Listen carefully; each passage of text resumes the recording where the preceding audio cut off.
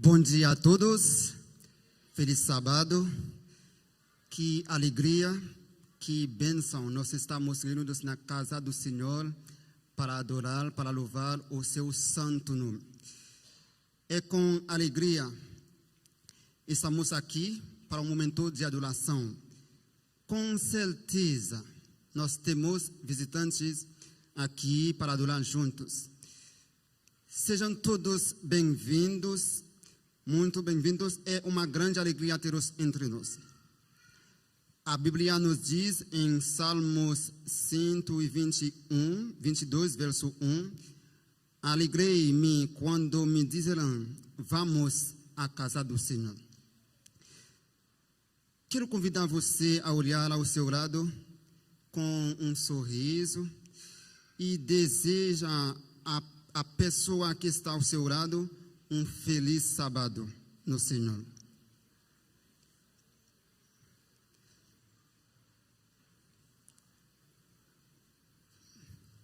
Que o Espírito Santo conduza esse culto e que todos sejam ricamente abençoados. Mais uma vez, bem-vindo a todos.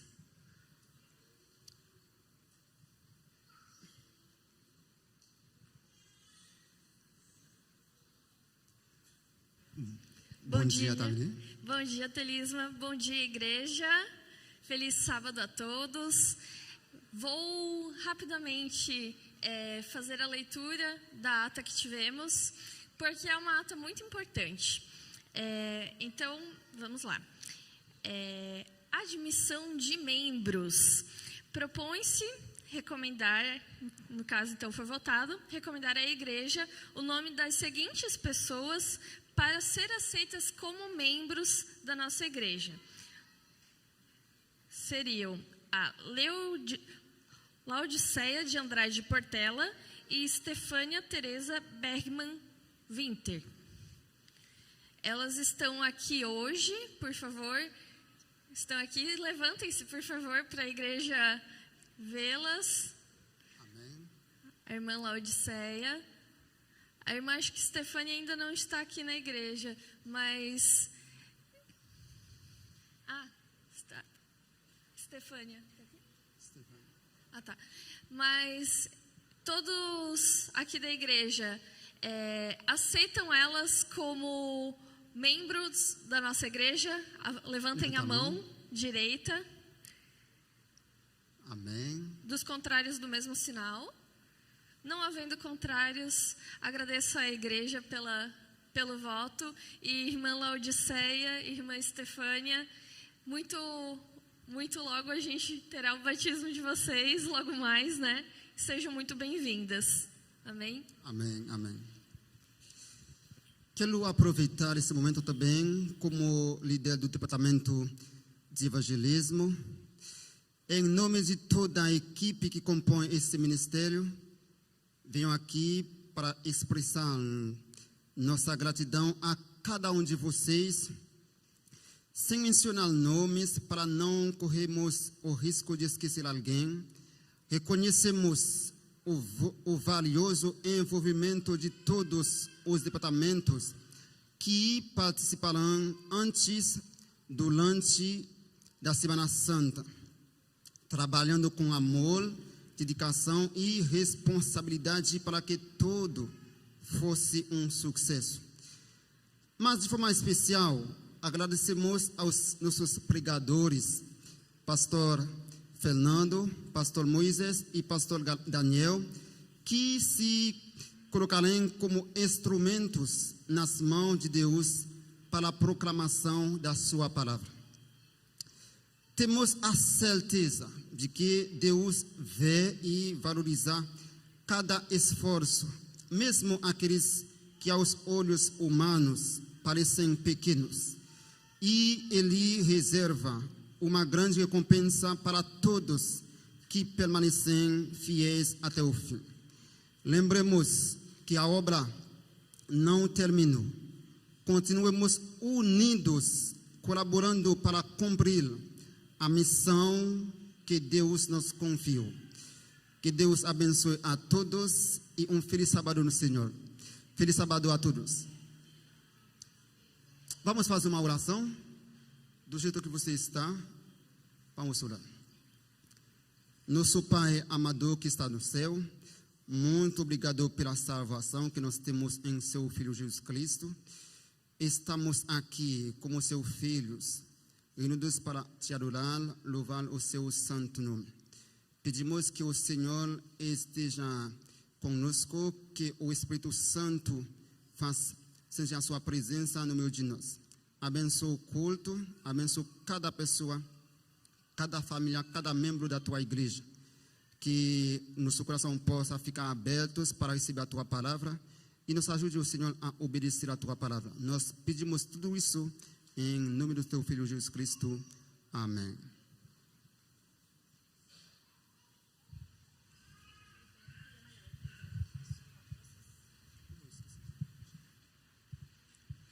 Bom dia, feliz sábado, igreja.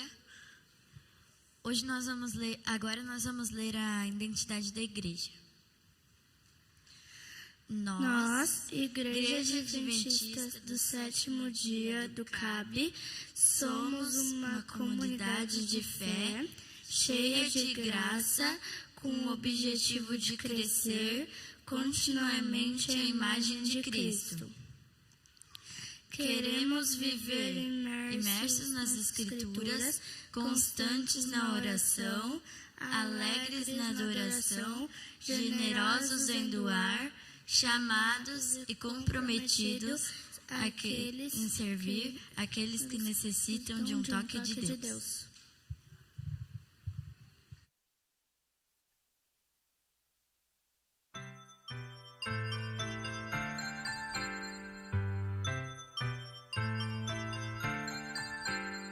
Chegou a hora de adorar ao Senhor. Chegou a hora de ouvir do seu amor.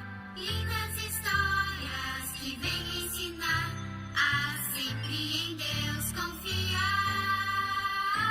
Chegou a hora de adorar ao Senhor. Chegou a hora de ouvir do seu amor. Vem, amiguinho, comigo sentar. E vamos quietinhos ficar, prestando atenção em adoração.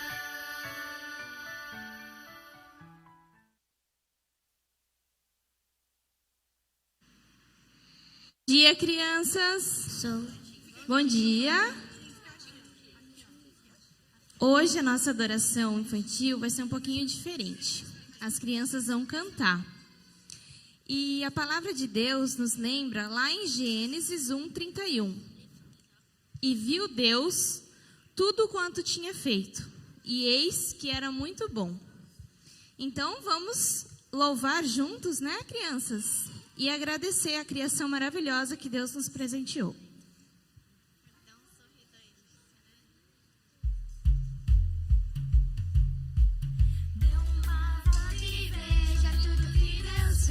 Foi muito bom. Dê uma volta e veja tudo que Deus fez. Foi muito bom. No dia se haja luz, separou o dia da noite, fez separação.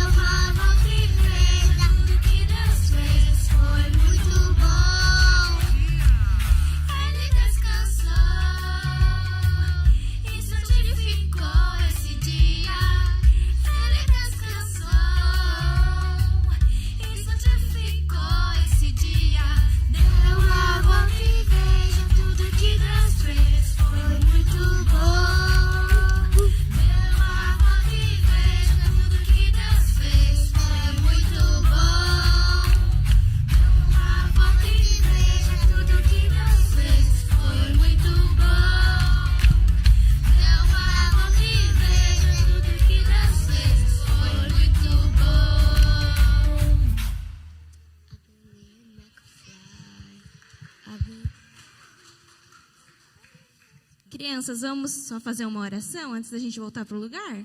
Quem quer orar hoje? A Rebeca? Pode ser o Pedro, então, que o Pedro não corou, né, Pedro? Vamos lá? Posição para a oração. Querido Deus, por tudo que Deus fez, eu agradeço pelo mundo que Deus criou.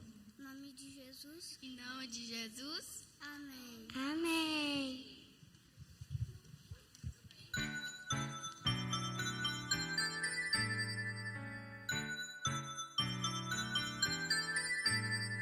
Agora vamos em família adorar, pensar em Deus e aprender do seu amor.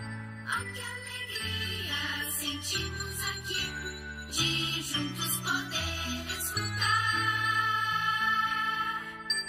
a voz do Senhor, a voz do Senhor. Bom dia, igreja. Feliz sábado. Feliz sábado. Nesse momento, nós estamos aqui para fazer a oração intercessora. Então, é um momento onde você vai estar entregando a sua vida a Deus. E se você puder estar se colocando em reverência a Deus, ajoelhando-se, é nesse momento agora que você vai estar se entregando a Ele, colocando todo a sua vida, seus pensamentos para Jesus.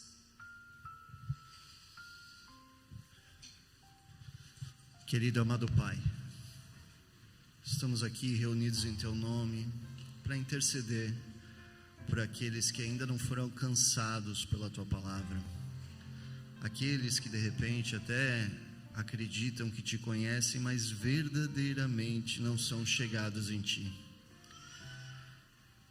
Nós Te pedimos o Teu amor, o Teu Espírito Santo, para que nos preencha e que nos faça exemplo, para que possamos ser esse braço Teu aqui na terra, esse aconchego, esse toque para essas pessoas, para as pessoas que estão necessitadas, aqueles que estão enfermos, aqueles que realmente precisam da Tua esperança.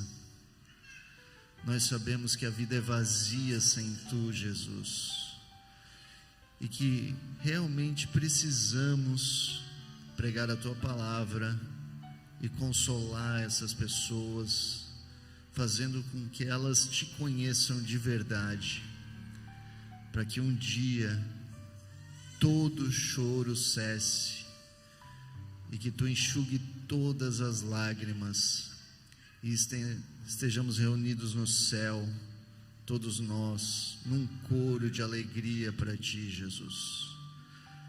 Nos ajuda, nos dá essa paz, nos dá esse espírito, para que possamos continuar, porque mesmo que essas pessoas também precisem, nós também somos seres humanos e também precisamos de Ti. Precisamos nos fortalecer cada vez mais contigo, Jesus, para que possamos continuar essa caminhada, enquanto aqui estivermos, pregando o Teu nome e anunciando a Tua volta. Te pedimos força e um sábado abençoado. Amém.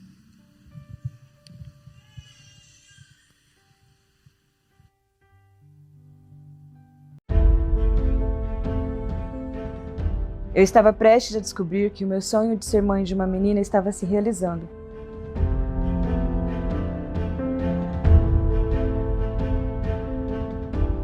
A coisa mais difícil que eu fiz no meu ministério foi ungir minha filha. Eles pararam ali no restaurante mesmo, se ajoelharam e todos oraram, clamando pela vida da minha filha.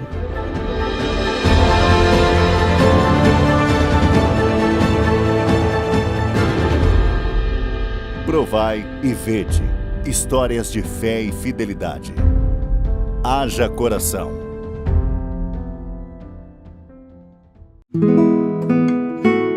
Aquele era o dia mais feliz da minha vida. Eu estava prestes a descobrir que o meu sonho de ser mãe de uma menina estava se realizando. Eu tinha uma condição de saúde que não me permitia engravidar. A solução seria a fertilização in vitro. No mesmo mês que o médico disse isso para mim, eu engravidei. E isso para mim já era um milagre. Mas em questão de segundos, tudo mudou. Durante o ultrassom, a gente percebeu que o semblante do médico mudou.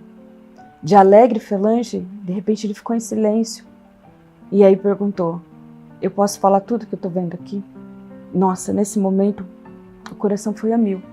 A gente sabia que tinha alguma coisa errada. E aí ele disse: o bebê tem uma cardiopatia incompatível com a vida. As artérias são invertidas. E assim que nascer vai precisar fazer uma cirurgia.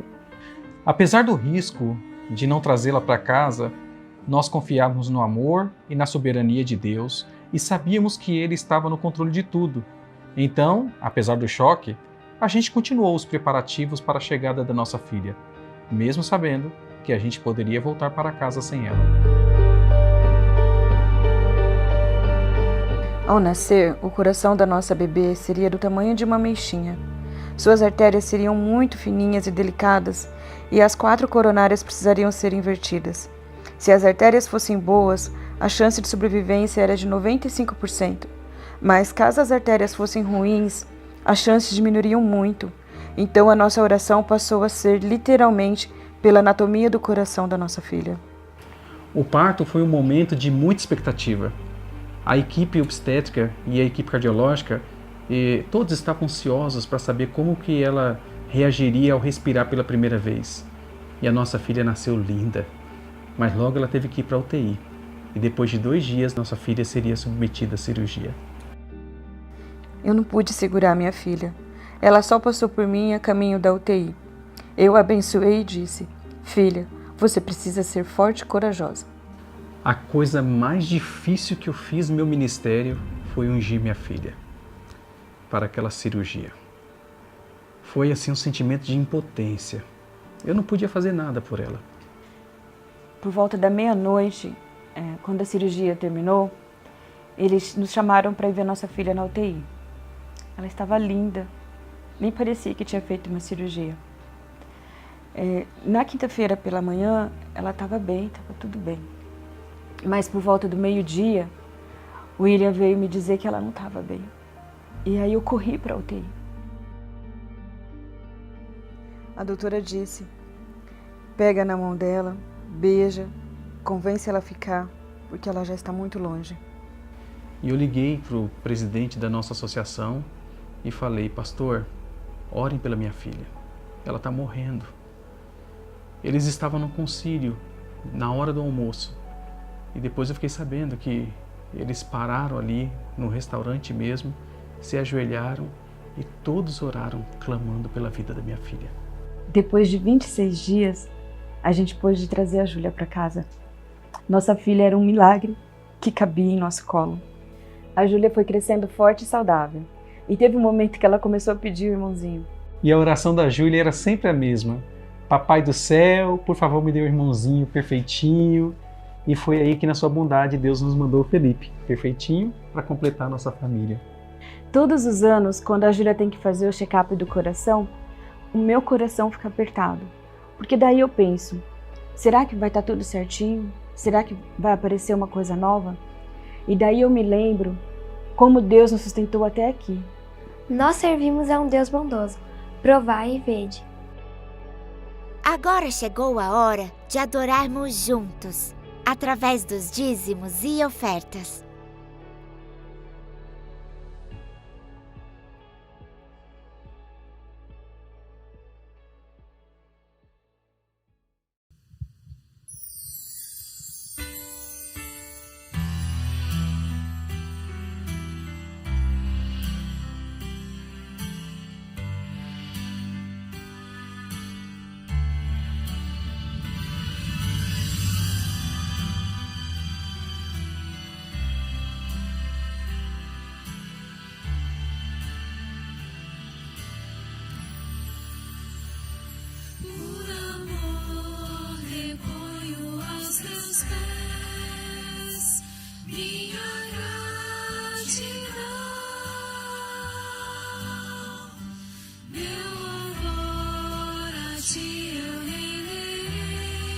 de todo o coração.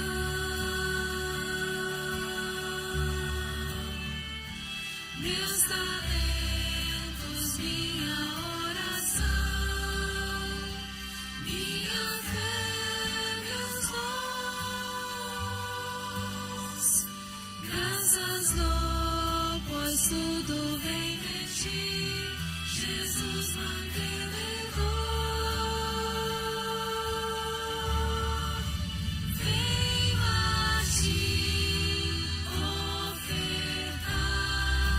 meu viver, meu coração, devolver o que pertence a ti, Senhor.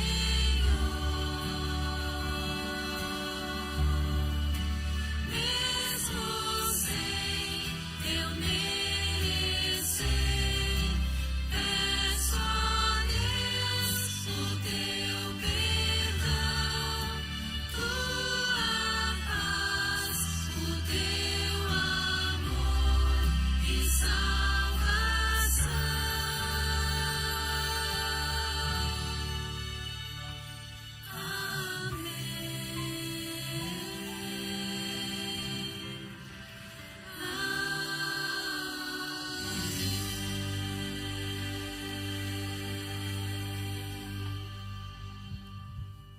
Oramos. Obrigado, Deus, pelas bênçãos que o Senhor nos dá, da vida, da graça, da saúde, do trabalho. E abençoa, Senhor, nossos corações dadivosos que chegaram hoje até aqui, e que os dízimos e ofertas sempre sejam de bênção, para que o Evangelho alcance a todas as pessoas no mundo. E assim, Senhor, possamos aprontar a Tua vinda. Abençoa este sábado de hoje, por amor de Jesus. Amém. Feliz sábado. Nesse momento, eu convido a igreja a se colocar em pé e nós vamos cantar Quão Grande És Tu. Vamos agora lembrar quão grande, quão grandioso é o nosso Deus, quantas maravilhas, quantas coisas boas Ele já fez por nós, né? E nós podemos estar aqui hoje, nessa manhã de sábado, cultuando o Seu nome, adorando, louvando, agradecendo por todas as bênçãos. Eu fico tão feliz de ver o nosso irmão aqui, o Seu Luiz, o professor Luiz aqui com a gente. Estivemos orando pelo Senhor, pela sua família, e como é bom a gente poder ter esse momento aqui no sábado, para poder olhar para o lado, ver nossos irmãos, ver nossos amigos e saber que juntos nós estamos nos preparando para o céu e temos esse momento para poder buscar e adorar o nome dEle. Eu trouxe uma passagem da Bíblia para vocês nessa manhã que diz assim, 2 Samuel 7:22. Portanto, grandioso és tu, ó Senhor Deus, porque não há ninguém semelhante a ti, e não há outro Deus além de ti, segundo tudo o que nós mesmos temos ouvido. Nesse momento, vamos juntos cantar Quão Grande És Tu.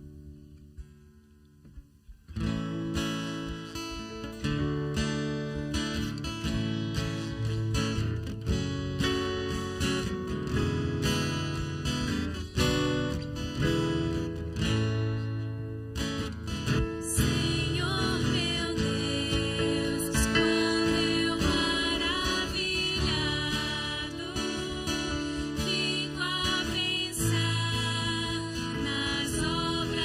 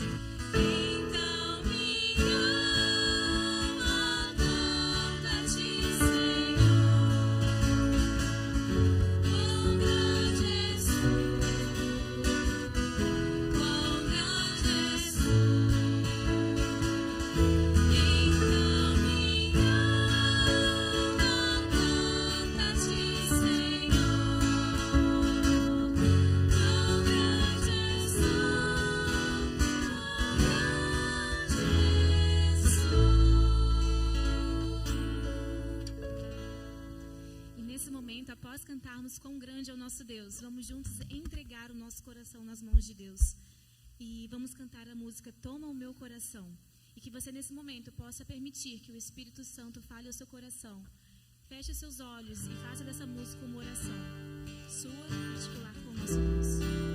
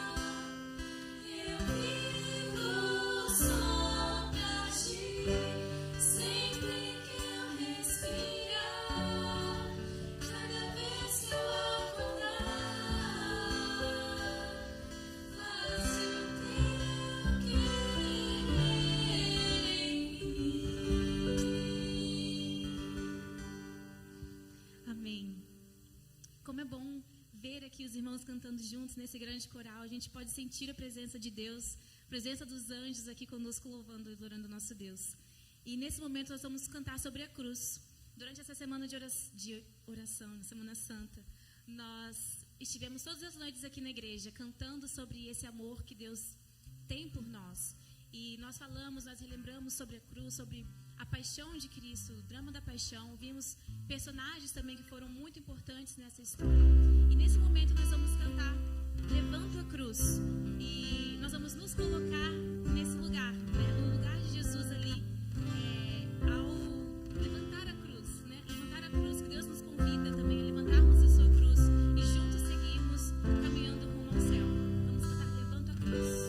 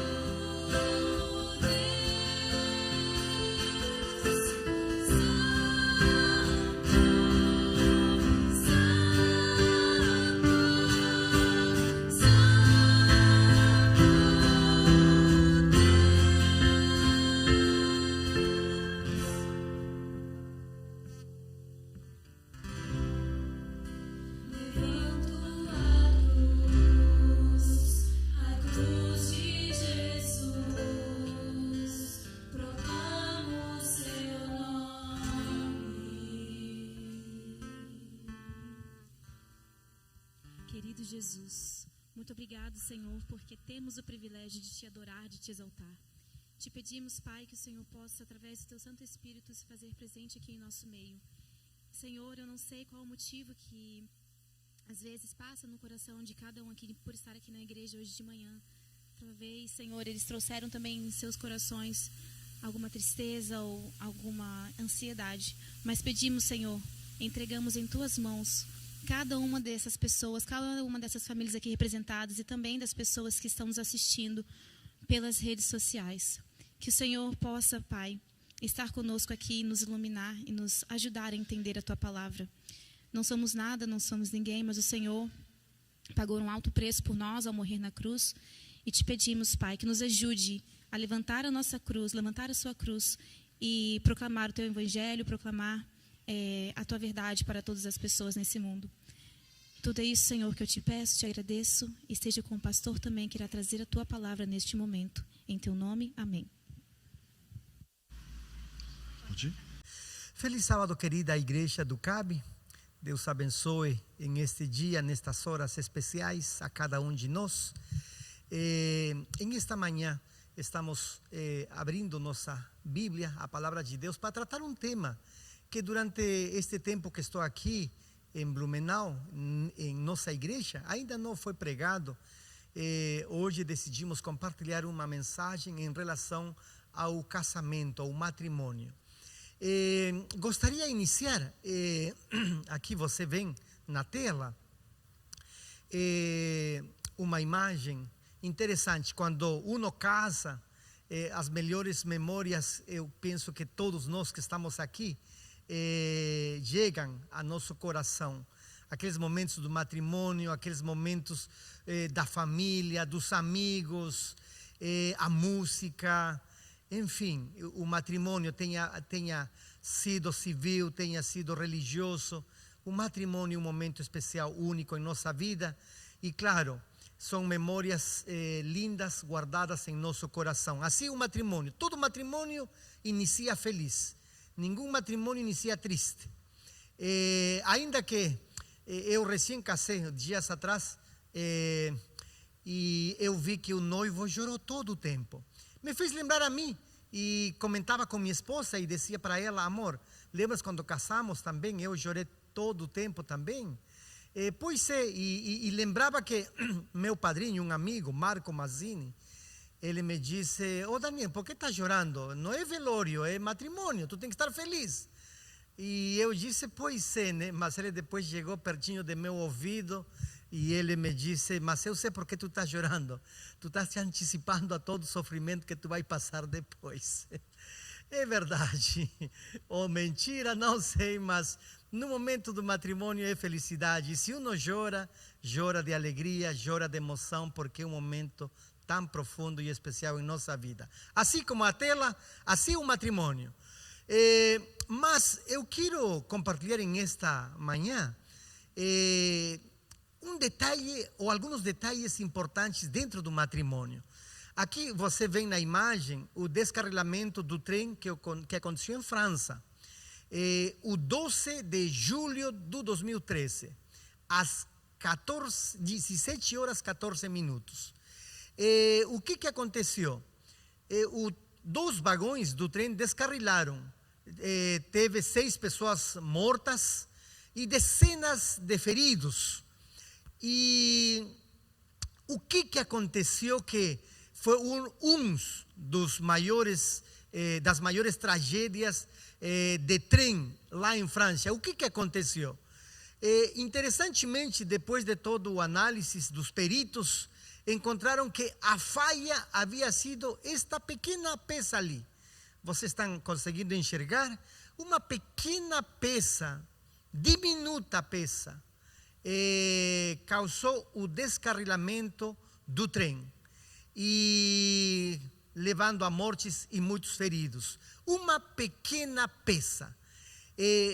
Isso me faz lembrar ao matrimônio, pequenos erros, pequenos detalhes, pequenas coisas, e não grandes erros, e não grandes coisas podem levar a destruição do matrimônio. Quais são?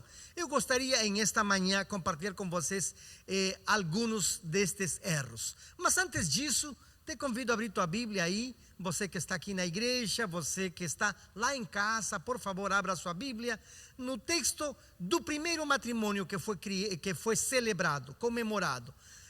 Gênesis 2:24.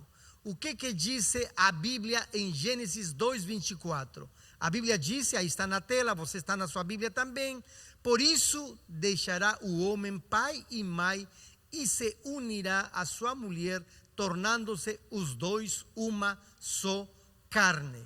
Interessantemente, a palavra unirá vem do verbo em hebraico, dabak. E dabak significa nada menos que colar. Você já viu esse pegamento que é tão forte? Me lembram aí? Você lembram como que se chama aqui em português? Me parece que é super bonder, né? É isso mesmo. Imagina você colar seus dedos com super bonder, colar todos os seus dedos, seus índices, juntos. Com certeza você depois, ao tentar descolar, vai se lastimar.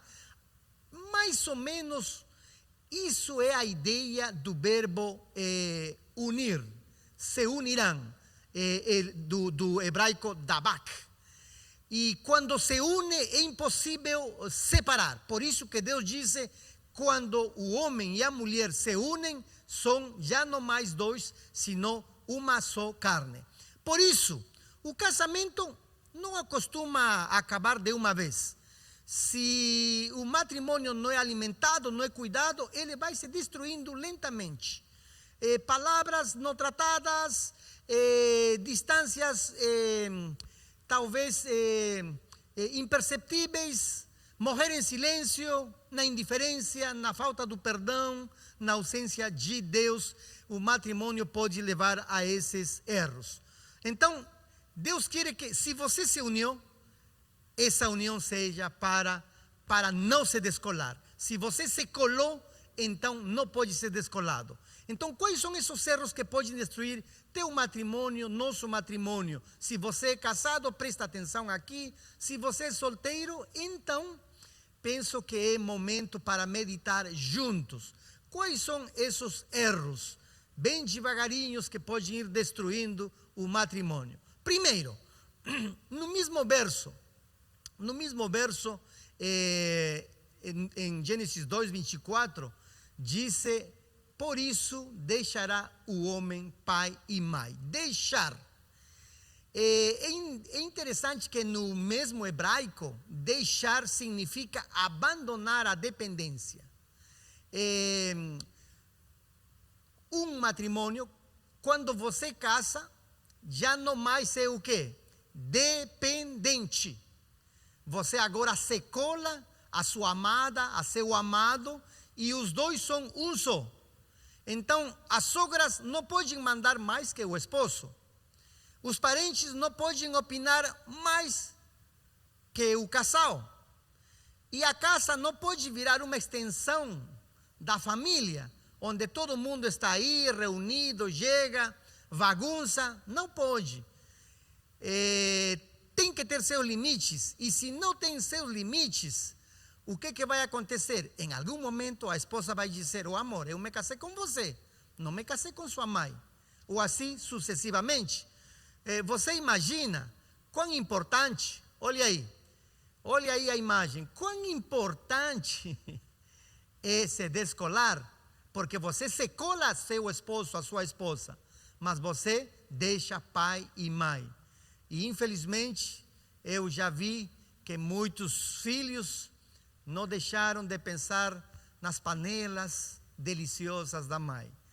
Muitas filhas não deixaram ainda de encostar no coração do pai pedindo ajuda financeira. E enfim, dentro do matrimônio, muitas vezes ainda não se conseguiu deixar pai e mãe. E isso de aí, sabe o que vai acontecer?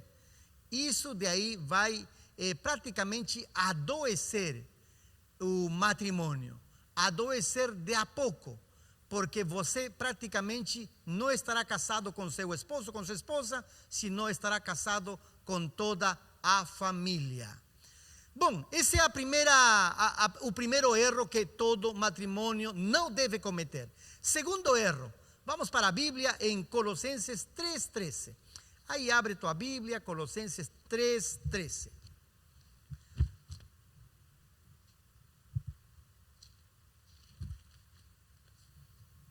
Conseguiu achar?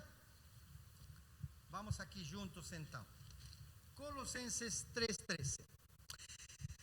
Colossenses disse assim: suportai-vos uns aos outros, perdonai-vos mutuamente.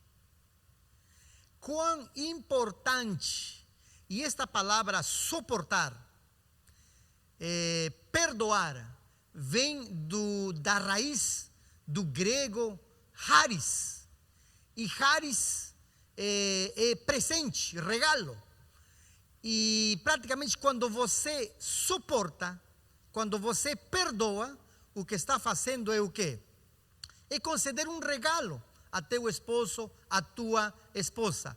E é importantíssimo que os casais devam se perdoar e não deixar que, como disse o apóstolo Paulo, o sol se coloque quando vocês ainda estão bravos, não deixar que um durma em um quarto, o outro em outro quarto, ou um no sofá, ou um com o filho, ou um com a filha. Não pode criar maior desestabilidade quando isso acontece.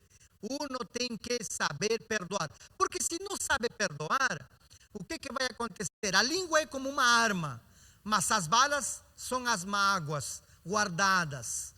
E eu já vi muitos matrimônios, quando muitas vezes o casal discute e diz: lembra de faz 5 anos o que tu me fizeste? Lembra o que você fez tal dia? Lembras o que você fez tal coisa? Então, a língua está prestes a recarregar as balas, quando muitas vezes as mágoas, as brigas, as palavras que foram ditas não foram perdoadas. Perdoar praticamente é o presente, charis, o regalo que um tem que dar para o outro. Eu já escutei uma vez a um casal que dizia: eu perdoei a meu marido, pastor, mas eu nunca esqueci do aquilo que ele me fez. Então, praticamente é uma grande luta, mas isso de aí tem que ser dado. Perdoar, senão vai chegar aonde? Vai chegar praticamente ao tribunal. E no tribunal, quem é o inimigo? É praticamente Satanás, que muitas vezes quer destruir por uma mágoa guardada, e muitos por mágoas guardadas terminam chegando ali ao divórcio. Terceiro erro. Vamos à Bíblia em Filipenses 2:4. Abra aí sua Bíblia, por favor. Filipenses 2:4 diz: não tenha cada um em vista o que é propriamente seu, senão também o que é dos outros. Em outras palavras, olha atentamente para as necessidades do outro. Sabem o que acontece quando uno casa? Há muitos casados que querem se comportar como solteiros. E casadas também querem se comportar como solteiras. Cada um quer fazer o que ele quer, viajar onde ele quer, sair com seus amigos a hora que ele quer, e praticamente cada um faz o que quer dentro de casa. Se isso acontece, a pergunta é: por que casaram? Isso de aí é um problema grande. O amor bíblico não é independência. Amor bíblico é uma parceria. Estão colados os dois têm que conversar. Claro, tem momentos em que o esposo vai dizer: amor, vou sair só com amigos. E a esposa com certeza vai dizer: vai, amor. Em algum momento a esposa vai dizer: amor, vou visitar a meus pais. Ela sozinha talvez vai querer ir, e com certeza vai ir, mas isso é na parceria. Mas casado não pode agir como solteiro. Por isso que é agora 2 em uma só carne. Olha aí a imagem. Só por sair com os amigos, o que vai acontecer? A esposa, a mulher vai pegar a metralheta e vai perseguir e vai ter aí praticamente uma vida, um matrimônio egoísta, cada um olhando para seu lado. Isso não pode acontecer. Não pode acontecer de que um rema para um lado e o outro rema ao contrário. O matrimônio é os dois remando para o mesmo lado. Esse é um erro que uno tem que evitar. Quarto erro, seguinte erro. Vamos para a Bíblia, abre aí por favor, em Lucas 12:15. Lucas 12:15. O que diz aí a Bíblia em Lucas 12:15? Diz Jesus: tende cuidado e guardai-vos de toda e qualquer avareza. Porque a vida de um homem não consiste na abundância dos bens. Ok, e aqui nós vamos entrar em um tema bem delicado. Quando uno casa, as pesquisas dizem que o primeiro problema pela qual existe a briga é o quê? O dinheiro. Depois, quando se tem filhos, o dinheiro passa em segundo plano, mas alguns nunca deixam as brigas pelo dinheiro. Por quê? Então aqui há algumas dicas com respeito ao dinheiro. Primeiro, olha aí, eu pergunto para você que está aqui participando do culto, você que está assistindo lá na TV, faça uma pergunta assim, sincera, honesta, olha para mim, escuta aí. Quem esbanja mais o dinheiro? O homem ou a mulher? Responde aí. Você que está na transmissão, responda. Quem que esbanja mais o dinheiro? O homem ou a mulher? Seja qualquer for, sabe o que acontece quando uno não cuida o dinheiro? O que vai acontecer? Uno vai gastar o dinheiro, inclusive antes de haver recebido. E quando você não ha recebido e já gastou o dinheiro, olha como vai ser a situação. Olha aí a imagem. Segunda pergunta que eu quero te fazer.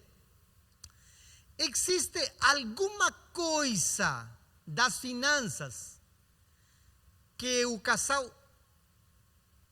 não precisa falar e agir pela sua conta? Ou talvez te coloco assim.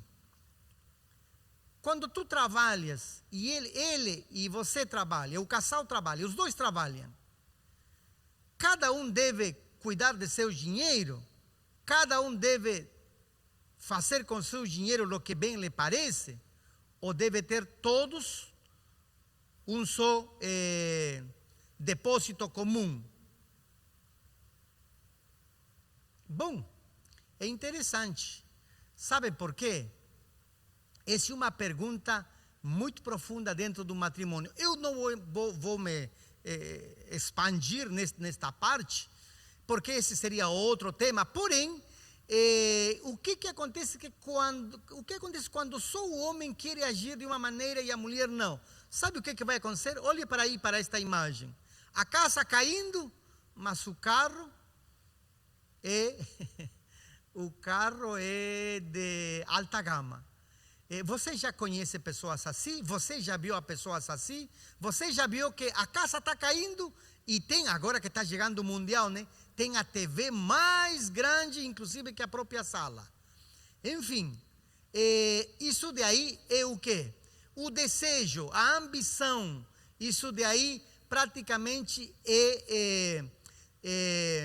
viver das aparências, querer aparentar uma coisa ou outra. Porque às vezes também dentro do casal, um cutuca o outro. Ô amor, teu irmão tem um carro melhor que o teu, por que tu não compra um melhor? Ou às vezes o esposo falando, oi amor, tua irmã já comprou uma casa melhor e nós não hemos comprado. Enfim, tratando de agir com suas finanças olhando para o outro, para o vizinho, para o irmão, porque ele está prosperando mais que você. Você quer viver das aparências. E isso daí vai trazer problemas sérios no matrimônio. Mas não somente isso. O que mais com respeito ao dinheiro, assim, desta dica? Te faço outra pergunta sincera aí.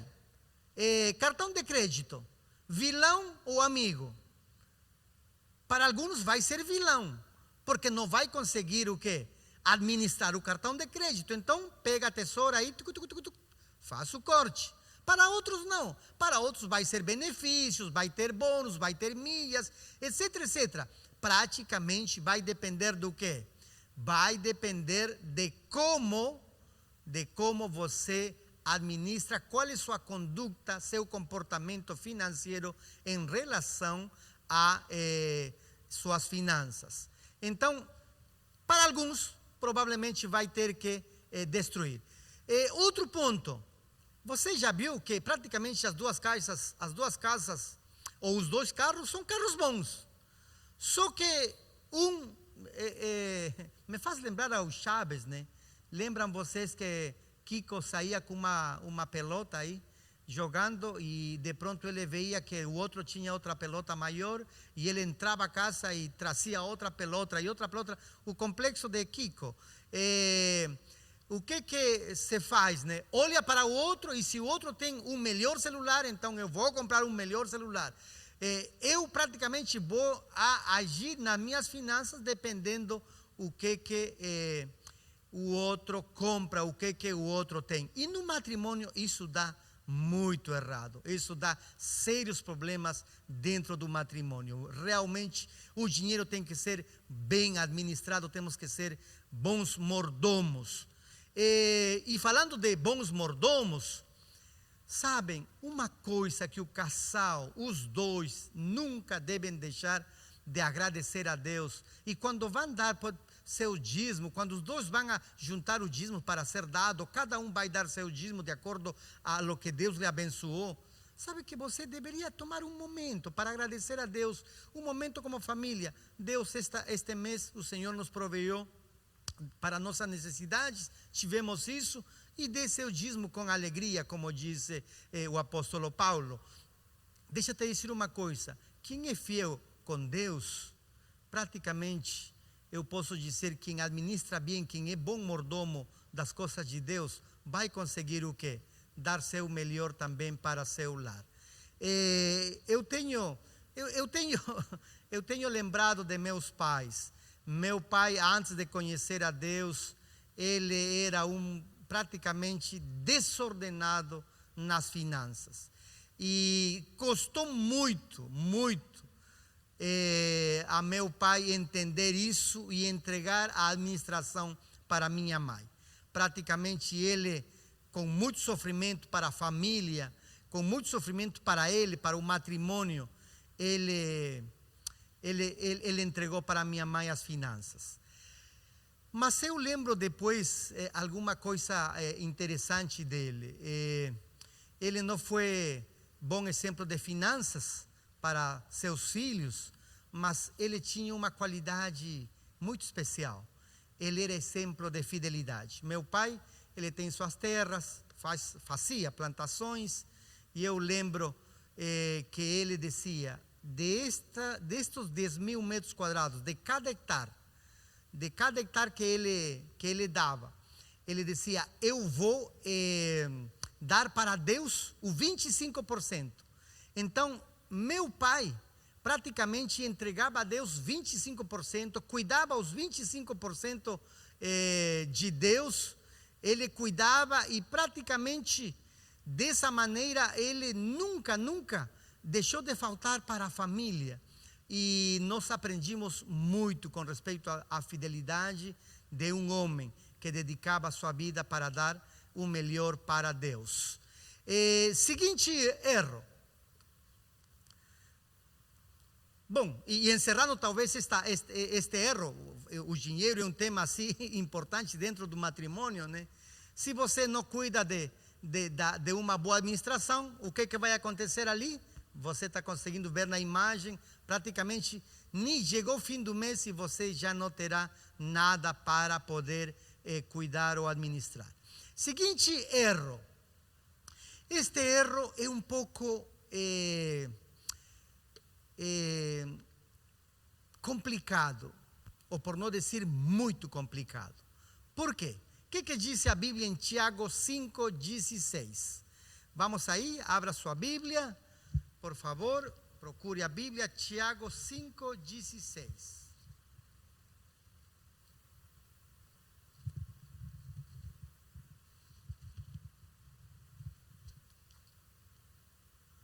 A Bíblia diz assim: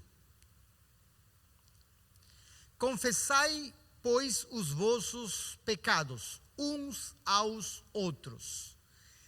Essa palavra no original, no grego, confessar, é exomologeo, e significa admitir abertamente. Em outras palavras, quando no matrimônio, se é o homem que cometeu um erro, se é o homem que falou alguma palavra grossa, uma palavra que levou feridas no coração da esposa, o que está falando aí a Bíblia? Aprenda a admitir o quê? Seu erro. Porque o orgulho é um veneno silencioso que vai destruindo de a pouco. Você não precisa levar flores para a esposa. Você não precisa levar coisas para a esposa, se primeiro não falou para ela, me perdoa. Se primeiro você não admitiu publicamente seu erro. Aí as flores não terão sentido. Os presentes não terão sentido se você primeiro não admitiu. E a serva de Deus disse que o orgulho praticamente é um dos pecados que destrói relacionamentos humanos. O motivo das brigas dentro do matrimônio, dentro da família, dentro de uma igreja, dentro de uma empresa, muitas vezes se iniciam por causa do orgulho. O orgulhoso não quer ceder, o orgulhoso não quer admitir publicamente, e quando isso não acontece, então praticamente o relacionamento se destrói. Pedir perdão não é diminuir o amor, ao contrário, se é diminuir o orgulho.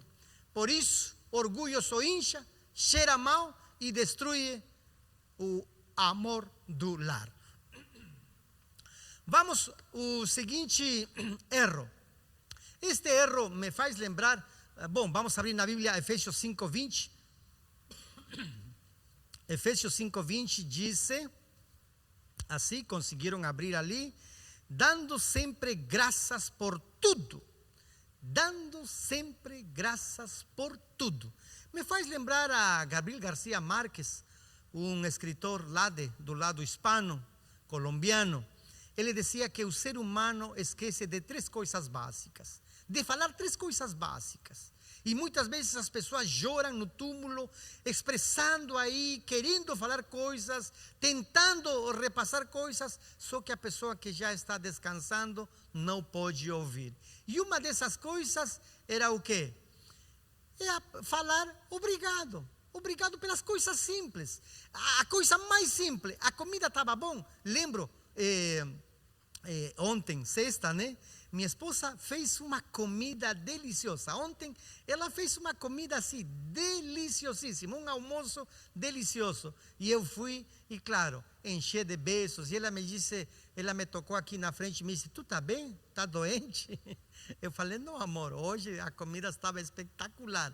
Uno tem que agradecer. Eu lembro, por que lembrei disso? Porque enquanto eu fazia a mensagem, o sermão, eu lembrei de uma visita onde eu quis me esconder, né? Tem visitas onde tu fugir da visita, porque me disse a esposa diante do marido: pastor, disse, ele com os estranhos é muito gentil, com os estranhos muito paciente, com os estranhos ele é capaz de pegar o carro e atravessar a cidade. Com os estranhos, ele faz tudo. Pastor, 20 anos de matrimônio e nunca eu recebi uma palavra de elogio por uma comida que eu fiz com carinho para ele. 20 anos. E esses momentos são quando uno quer se esconder, uno não quer praticamente que isso aconteça, né? Por isso, por favor, não importa a idade, não importa o tempo do matrimônio, você tem que ser agradecido. Agradeça pelas coisas simples. Dá um beijinho, ainda que seja de padre, né? Dá um beijinho cá na frente. Se já esqueceu o beijinho na boca, mas dá um beijinho. Por quê? Porque você tem que ser agradecido. Tem que, você homem, você mulher, tem que agradecer. O esposo muitas vezes chega depois de um estresse do dia, do trabalho, um cansaço do trabalho, pum, dê uma palavra de gratidão. O que não é valorizado dentro da casa vai morrer em silêncio, e se for valorizado fora, pode dar muitos B.O. dentro do matrimônio. Vamos indo para já quase o final. Autoestima. Falando aí de palavras boas, o que diz Provérbios 18, 21? Provérbios 18, 21. Diz aí, a morte e a vida estão no poder da língua. Na morte e a vida estão no poder da língua. Por isso, você tem que cuidar com essas palavras totalistas, né? Como sempre, nunca, você nunca muda, você sempre faz a mesma coisa, ou igual, você é igual que sua mãe, você é igual que seu irmão, que sua irmã.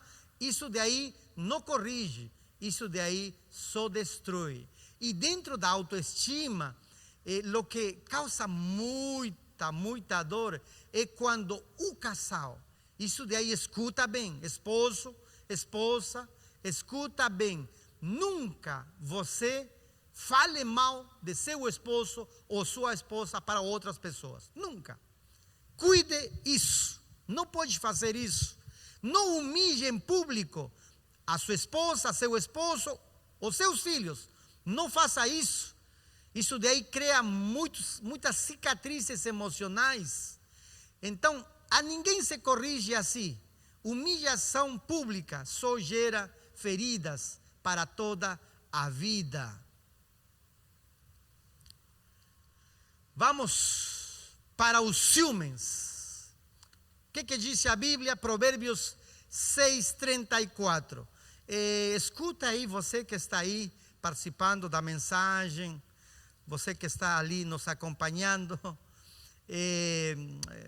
Te pergunto, 2 perguntas. Você é ciumento?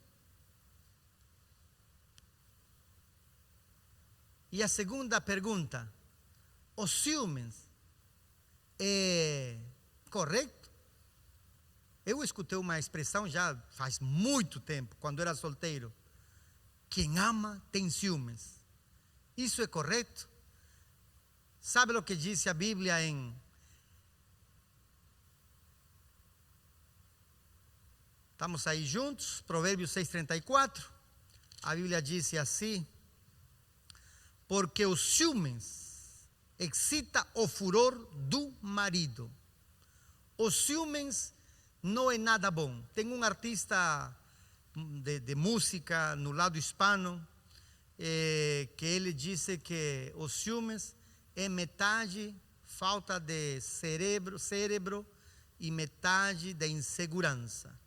Interessante como ele coloca isso em uma música. Os ciúmes, o apóstolo Paulo em 1 Coríntios 13 diz: o amor não arde em ciúmes. O ciúmes excessivo não nasce do amor, nasce do medo, da insegurança e do controle. Por isso, quem é ciumento praticamente tem muita insegurança. Vamos ao penúltimo em esta noite. Olha aí os ciúmes. Muitas vezes vai tentar explicar, vai tentar dizer alguma coisa e nunca vai resolver porque a desconfiança já foi gerada. Um matrimônio, eu lembro, faz uns dias atrás que terminou o curso de casais aí na Central, o esposo falava de que ele tem toda a liberdade. A esposa não precisa falar porque ela tem toda a liberdade. Me disse, pastor, eu dei toda a liberdade para ela poder fazer suas coisas. Se tem que ir ao trabalho e estar com um homem, eu não tenho nenhum problema. Por quê? Criei em nosso matrimônio a confiança. E temos agora, pastor, anos, muitos anos, mais anos que bodas de plata. Eu acho que tinham 30 anos e han sido um matrimônio sólido, estável. Penúltimo, intimidade. Tínhamos que chegar ali. O que disse? E aqui talvez eu tenha que abordar dois pontos importantíssimos dentro da intimidade. Primeiro, 1 Coríntios, a Bíblia, 1 Coríntios 7,5. 1 Coríntios 7,5, aí pode abrir. Não vos priveis um ao outro, salvo talvez por mútuo consentimento por algum tempo. Não vos priveis, disse a Bíblia, um ao outro. Em outras palavras, na intimidade, o grego que é apostereo significa não retenha injustamente. Não coloque a desculpa. Estou com dor de cabeça, estou isto, estou o outro. Vocês já conhecem todas as desculpas. Agora, esposos, esposas, intimidade não é apenas física. Intimidade gera uma conexão emocional, carinho, toque, entrega. Intimidade não inicia nas altas horas da noite. Intimidade inicia na primeira hora do dia, com tudo o que nós vimos anteriormente, palavras de gratidão, de carinho, uma chamada, uma mensagem, um pequeno detalhe. Tudo isso vai gerando intimidade, para que logo seja uma intimidade consumada. Mas dentro deste tema da intimidade, temos que ver outro detalhe: o adultério. A Bíblia diz em Provérbios 6,32, quem adultera destrói a própria alma. Quebra praticamente o que nós falamos ao início. Aquilo que estava colado, praticamente lo destrói. Agora, você vê esta imagem? Quantos matrimônios provavelmente han passado, e eu não sei se você que está escutando está passando por esta situação. Quanto se destrói por causa do adultério, de olhar para o outro lado, de fazer o pisca-pisca para o outro lado, de elogiar para o outro lado. Quanto dor causa. O adultério pode prometer prazer rápido, mas a destruição será sempre duradoura. Por isso, o adultério é para aquele que é falto de entendimento. Cuide seu matrimônio, proteja seu matrimônio. Aqui está justamente, também em espanhol, se vocês querem aí aproveitar de ler, el que comete adultério diz, tiene que cosa? Tiene praticamente el alma destruída. E o adultério, muitos adultérios terminam em divórcio. E claro, o divórcio, dizia um bom amigo, quando eu era solteiro, dizia, o divórcio ao pobre tira tudo. Então, nós, dizia ele, que somos pobres, nem ideia em pensar em adultério, porque praticamente teríamos que entregar nosso rim e entregar tudo aquilo que temos. Claro, ele falava brincando isso, né? Mas o adultério produz outros detalhes, produz feridas nos filhos, produz ferida no casal. E praticamente quem passa por essa situação nunca será fácil. Agora, eu preciso mencionar o seguinte aqui do adultério para a igreja, já isto de aqui é como um reforço ao tema do adultério. A Bíblia diz, você se divorciou. A Bíblia diz que para casar novamente, ou tem que ser por adultério, ou se a pessoa morreu. Ah, pastor, eu me divorciei por incompatibilidade. Posso me casar? Biblicamente, você ainda está ligado. Não pode. Quando então posso casar? Só quando o outro lado quebranta o mandamento. Ou quando você vai quebrantar o mandamento, mas isso vai significar o quê? Segundo a Bíblia, você vai significar que vai entrar em uma disciplina. Então, segundo a Bíblia, o divórcio para um novo matrimônio só existe por o tema do adultério ou da morte. E, finalmente, como pastor e como igreja, nós sempre lutamos para que as pessoas não terminem em divórcio. Ainda sempre uno tem que lutar para organizar, para unir, para trabalhar pelo matrimônio, para que não se separe. Olha aqui esta citação no Lar Adventista, diz: recebi uma carta de teu marido. Eu diria que só há uma razão pela qual o marido pode legitimamente separar-se de sua esposa ou a esposa de seu marido: o adultério. Isso é o que diz a Bíblia, né? Digo a ambos que busquem ao Senhor em amor e bondade, cumpre vosso dever de um para o outro. Em outras palavras, o que se faz? Ainda que aconteceu o mandamento, quebrou o mandamento, ainda, se há amor no casal, se há arrependimento, se há perdão, esse matrimônio pode se restituir. E eu já vi, queridos irmãos, querida família do CAB, eu já vi muitos matrimônios que passaram por essa situação e hoje em dia estão muito fortes. Que Deus sempre ajude e dê sabedoria aos casais. Agora, encerramos a mensagem deste sábado com o último item, o último erro. E deixa-te colocar assim: qual o inimigo no matrimônio? Escuta bem, quem é o inimigo no matrimônio? Olha, cuidado com tua resposta.